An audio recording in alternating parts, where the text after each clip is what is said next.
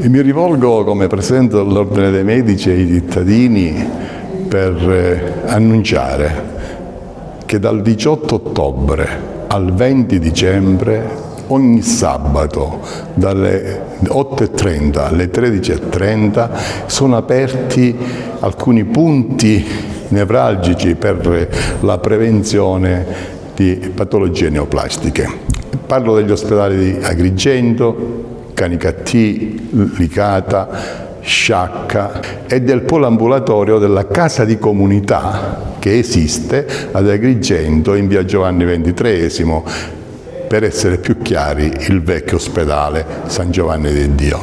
Ecco, è importante, non c'è bisogno della ricetta medica, non c'è bisogno della prenotazione, quindi abbiamo la possibilità, senza che nessuno ce lo dica, di andare a prenotarsi. Chiaramente questo è rivolto a tutti i soggetti compresi tra i 50 e i 69 anni.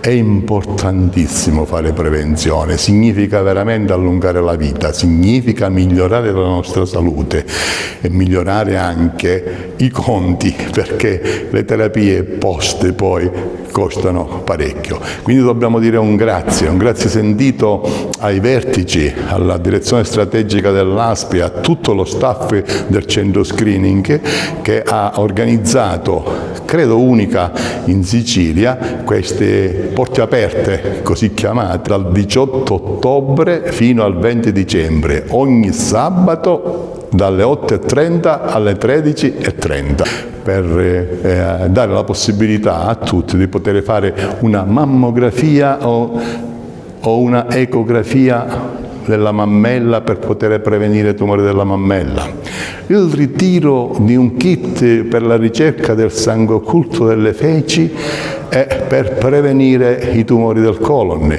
E quanto è devastante poi, quando un tumore esiste, intervenire. È devastante per la salute, quod vitam e quod valetudinem, cioè sulla speranza di vita e la speranza anche di un ritorno alle normali performance del soggetto.